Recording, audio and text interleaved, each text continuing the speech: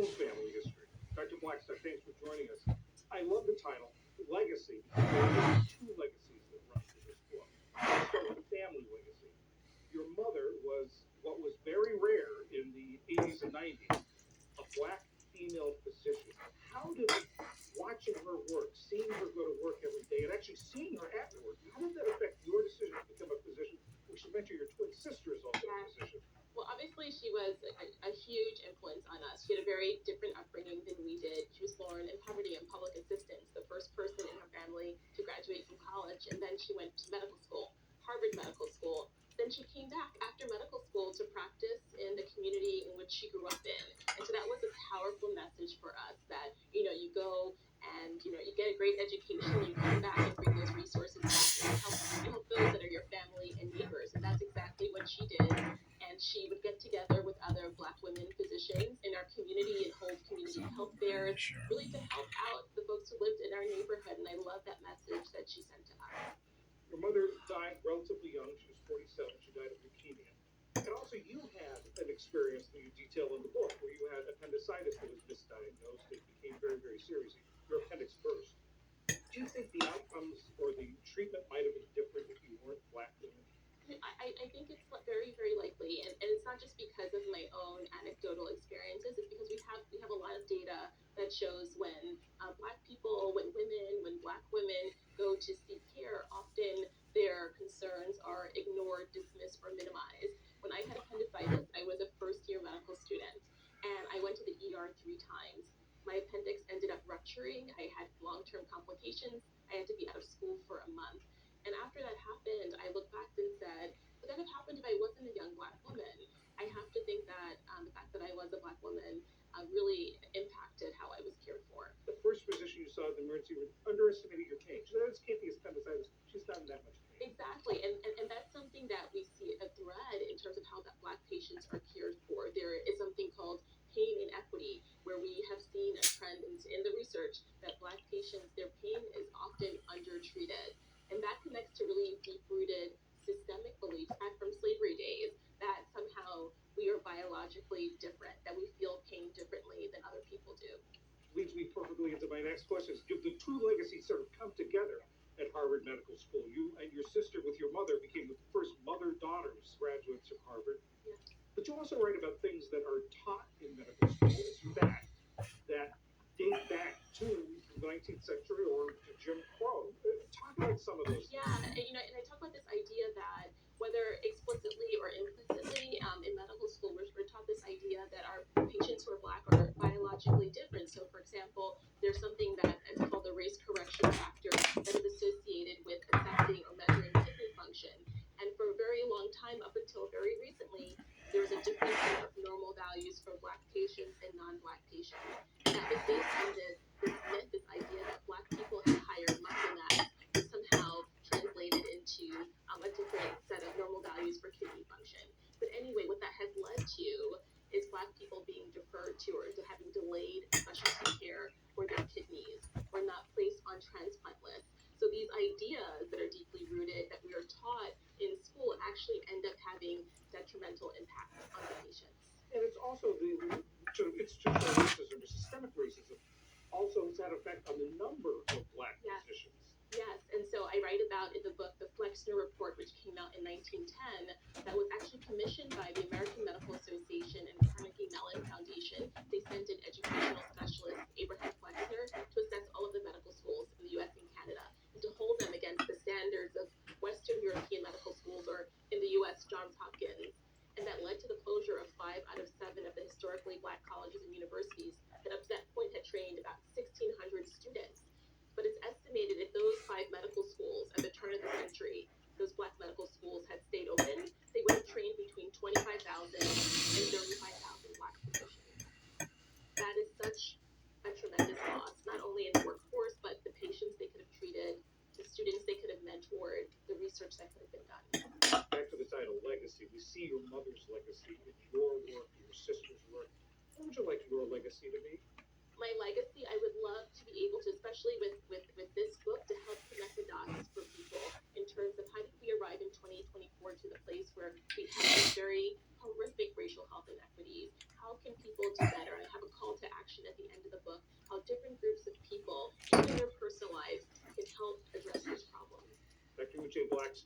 Afta's legacy, a black physician reckons with racism in medicine.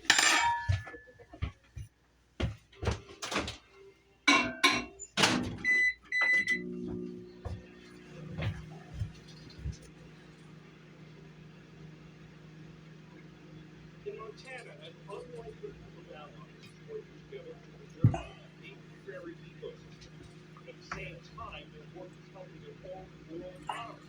Sam Parker of Montana PBS takes us to one of the planet's last remaining intact grasslands. In central Montana, family rangers are stepping up to the grasslands. And they're rural life. This is one of the last really great grasslands left in the world. Grasslands provide habitat for hundreds of wildlife species that need this particular ecosystem to survive. And rangers like to know this. Grassland conservation is about survival. What it comes down to is, if we're not taking good care of the land, we're not going to be here anymore. On a hot day in August, Laura Nolan and her kids, Jack and Anna, are tearing out some old fences.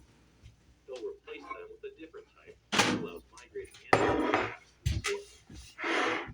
The bottom wire is high enough for an animal to go under, and then the top wire is low enough for the deer and the elk to go over, and then there's a space between the first and second wires that the sage grouse can go through. The federal government is helping pay for this project. It's one example of a conservation trend that's been gaining steam in recent years. Major environmental nonprofits and government agencies are expanding financial incentives to help family ranchers protect this vast grassland ecosystem. With a population under 200, the small town of Winnet is playing an outsized role in this work, thanks in large part to a local group called ACES, or Agricultural Community Enhancement and Sustainability. Laura Nolan helped start the organization.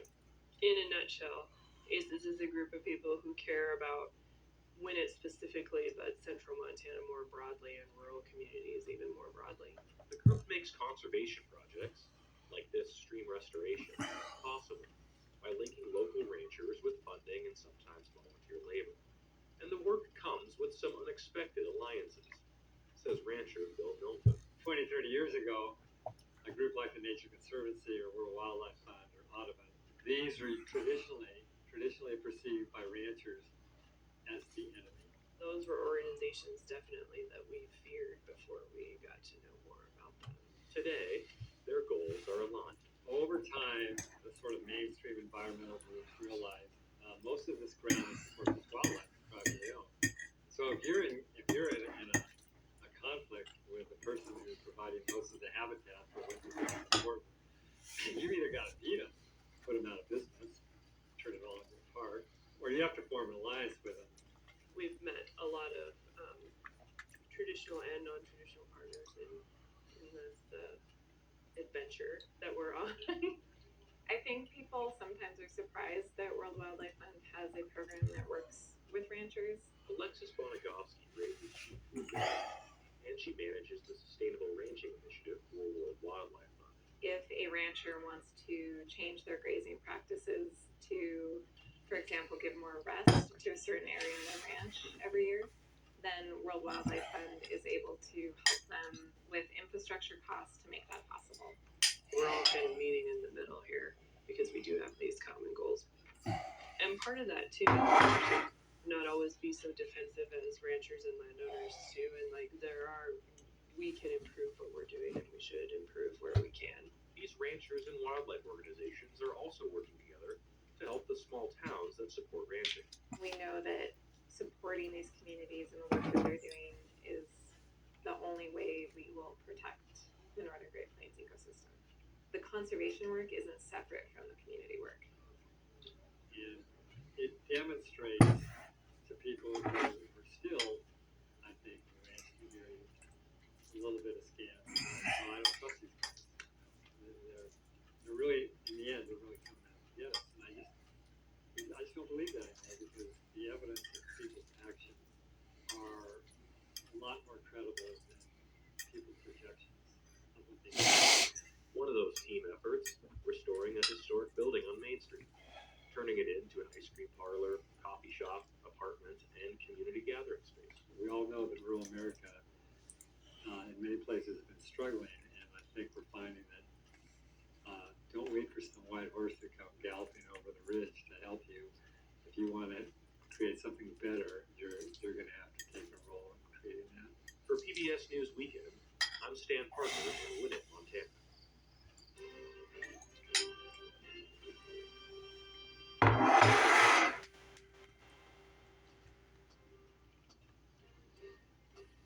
Now online, the story of a 17-year-old Palestinian American who was killed while visiting family in the West Bank, and how his hometown in Louisiana is calling for justice. All that and more is on our website, pbs.org/newshour. And that is PBS News Weekend for this Sunday. I'm John Yang. For all of my colleagues, thanks for joining us. Have a good week. Major focus for PBS News.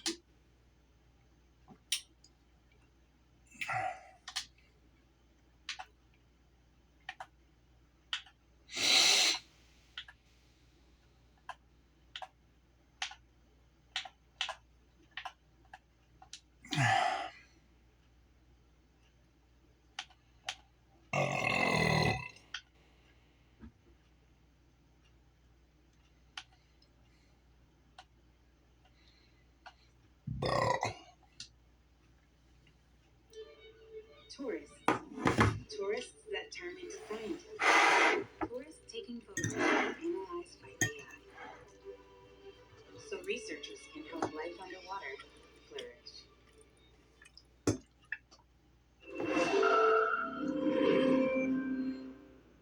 I'm going to talk about a threat that most people don't want to think about. It's too frightening, and it doesn't seem real. That threat is civil war.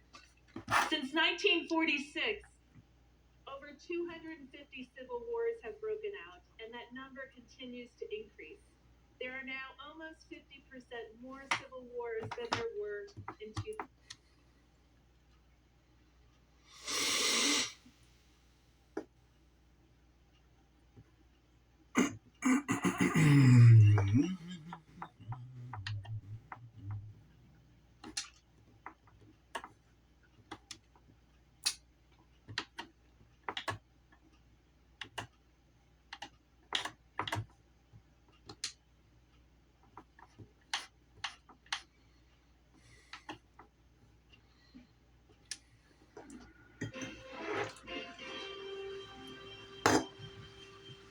Tonight on PBS News Weekend, how the shortage of special education teachers across the country is affecting students with disabilities and the educators trained to work with them. Then the changing face of motherhood and professional sports, and the push for paid paternity leave in the United States. Historically, we've had a lot of men at the table who haven't seen or heard or taken issue with the issues that women face across the board. The modern workforce includes women. And a 14-year-old science phenom and his quest to develop a soap that fights skin cancer.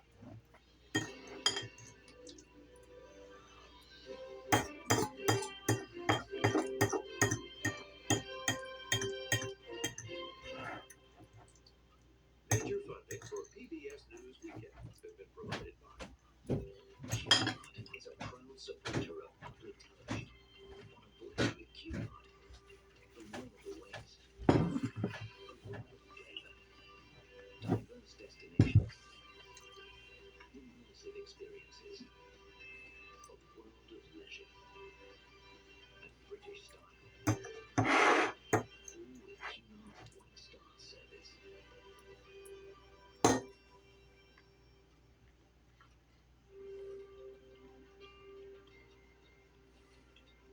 and with the ongoing support of these individuals and institutions.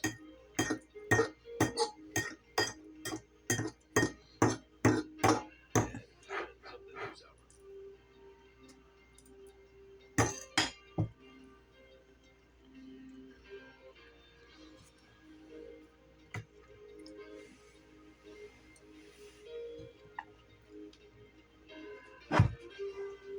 This program was made possible by the Corporation for Public Broadcasting and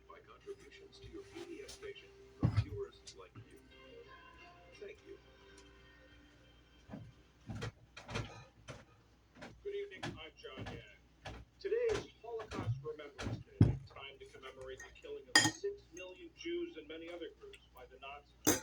In Israel this year, there is extra significance because of the trauma of the bloody October 7th Hamas.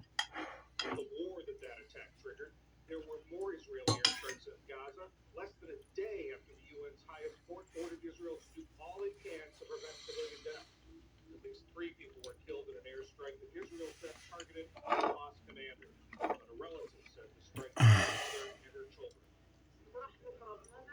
They were sleeping under the mercy of God. Suddenly, the rocket fell on them. That's all I know. It was the body of my sister and her 2 children. Tensions remain high in the Red Sea. The U.S. military said it destroyed another Houthi rebel anti-ship missile in Yemen that was ready to be launched into the Red Sea. Just hours before that, a Houthi strike damaged a British tanker in the Gulf of Aden, setting it on fire. Flames were finally extinguished today. And 6 additional countries joined the United States, Australia, and Canada in pausing funding for UNRWA, the principal aid agency in Gaza. UNRWA fired 12 employees Friday after Israel presented the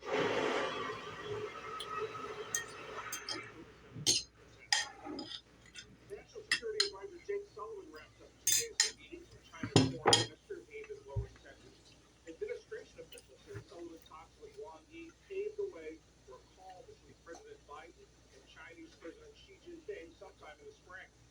Among the topics Sullivan and Wang discussed, the future of Taiwan and whether China could use its influence in Iran to ease Middle East tensions. Boeing 737 MAX 9 planes are flying again after the FAA grounded nearly 200 of them for inspection. The only 2 U.S. carriers operating the flight, Delta and United Airlines, both returned to jet service for the first flight since 3 weeks ago, when a panel flew out of the side of one of Alaska's planes at 16,000 feet. The FAA is investigating Boeing's manufacturing practices. And the world's biggest cruise ship is set to sail tonight from the port of Miami for the Caribbean on its maiden voyage.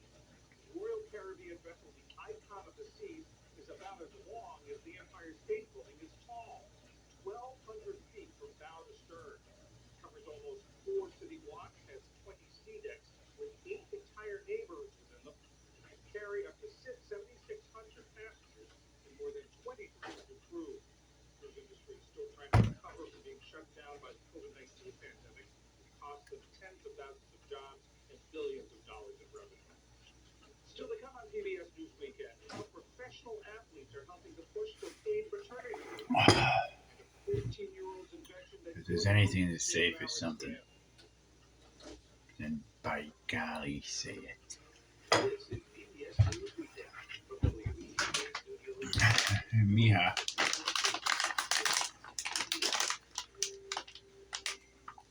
I'm going chocolate Aphrodite on this one.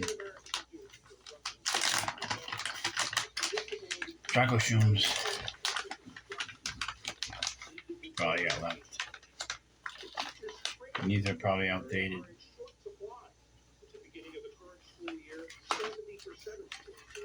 But they don't taste like it.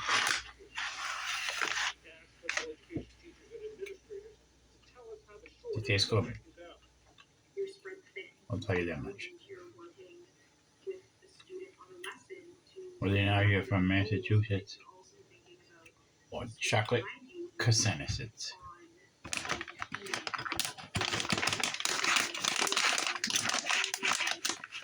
You can take it to the bank. You can cash it. That's about it. To that, you're fucking on. My name is Sarah Davis. I'm a special education teacher in Minnesota. Welcome to the vlog. Emotional and behavioral. My name's Coach Cheese. I'm 445,000 years old.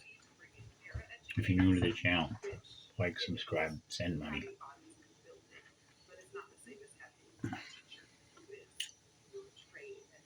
So I don't have to spend it. Spend your money on this channel. It's the last thing you do. Because it's going to be the first thing and kick your ass. Amy Amulet.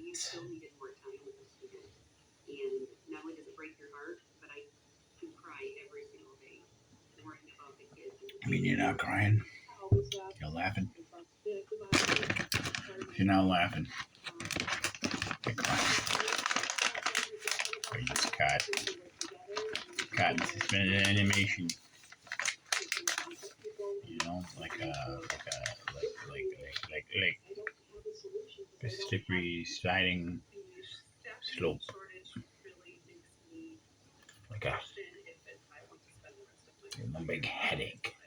It makes me feel so sad. Is that what you want? People who want to go into this field and working with students like my own. Huh? Really love Is that what you want? working with those kids who were struggling, building that relationship and helping them see that, hey, this is a positive thing and I could help you through this. And then their successes, even though they feel very small, are huge for those students. Fuck with me. Especially not you, lady. Let's get past this bump. And, with always the hope that it's got to get better next year. It has to get better. The voices of special education teachers that have been schools. Kimber worked That's weird. special education at the Super weird. Oh. all daily afternoon. How big a factor is that in the shortage? I think the job of being a special educator is a meaningful job that provides a lot of satisfaction. Super freak. Stresses and the pressures on teachers and Wisconsin Madison. they are real. Amber Wilkinson. Leaving their jobs faster than they might have in the past. So in addition to that sort of burnout because of all the I think that's Ricky. what are the other factors that there are? This is just from yesterday. Overall, in the last 10 years or so, there's This is from yesterday, man. been this shortage of Want some of this from yesterday? but special This is yesterday's news. the hardest of all the Mmm. professions ever since it became a thing in the 70s. And so, Love me, Ricky. over the last 10 years or so, It's there's following been you. an erosion in the public view of teaching as a desirable profession, maybe some erosion of benefits and autonomy that teachers experience. So those things combine to create a public narrative. If you want to get snoozy boochie, Teaching and maybe special education less you want to get right in the coochie. Salvador Lucci. Huh. The shortage of special educators has an impact on the quality of services that students with disabilities receive. Obviously, when special educators are spread more thin, so maybe in a school where there used to be 3 special educators for the middle school band, and now we're down an educator, so you have 2 or sometimes even 1 Break it out of here. who's now serving that whole population. Of course, that caseload is going to be higher, and the amount of individual attention that they're going to be able to give. This video is so long, it's considered vintage. What are some of the things that schools The can do vintage to try to years. bridge this gap, bridge the shortage? Not like a vintage titty. They're forced to be as creative as possible. In some cases, they're making it easier to become a special educator or a teacher. I don't personally. Vintage titty means old. That less quality of preparation makes them burn out even faster and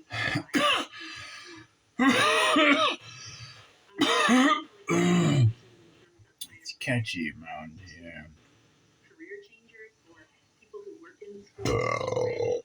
Some of these are grow your own Real careers. catchy. They might take special education paraprofessionals and provide them with that education that they need to be certified. And these are individuals who already students with disabilities and the commitment to that school community. What should be done or what can Oh, heavens and Betsy's. There are some efforts My God. in states to increase I gotta heal my gut. the work. Shove that greasy. And there are also initiatives aimed at providing more professional development. more Greasy a little support bit. to be able to. With all that and And I think that the awareness God knows what. problem and all kind of creativity that universities. God knows what. I don't know what God knows because God isn't even real. You have to imagine it yourself. You were a special educator, and I believe your daughter is a special educator. Talk about why this role is so important. Why having special educators is so important. I say from my own perspective, it was a really impactful and meaningful career choice where I could see like sort of my efforts paying off right in front of my eyes and I wish I had a good upper lip. I always wanted to smell my upper lip, but I'm glad it's a lower lip bupper. I can't even smell my bottom lip. Probably your upper lip. It's probably both your lips. It's probably your fucking nose.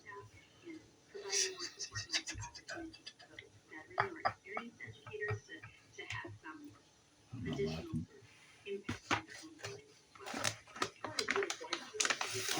Being stoic.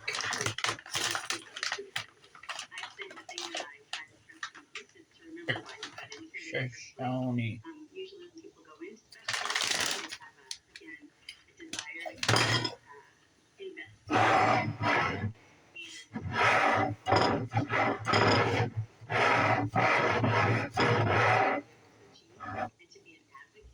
My, yeah. Kimber Wilkerson from the University of Wisconsin-Madison. Thanks very much.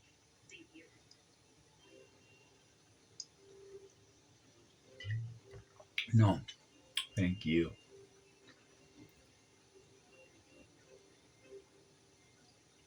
Irina Sabalenka of Belarus won her second straight women's singles championship today at the That's the Australian problem. Open. This first Grand Slam event of the year is an example of a blowout win. You want to be number 1, 2, 3. You want to be the 1? Sorry, kid, you're not the 1. You're not the 1. I'm sorry to have to tell it to you, but you're not the 1.